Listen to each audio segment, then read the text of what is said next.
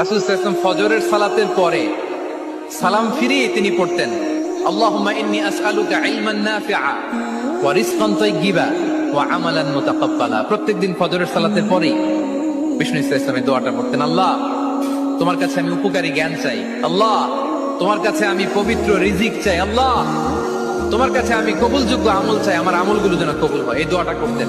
এই দোয়াটা পড়বেন তো সবাই। বিষ্ণু ইসলাম নিজে পড়তেন সকালবেলা, একেবারে দিনের শুরুতেই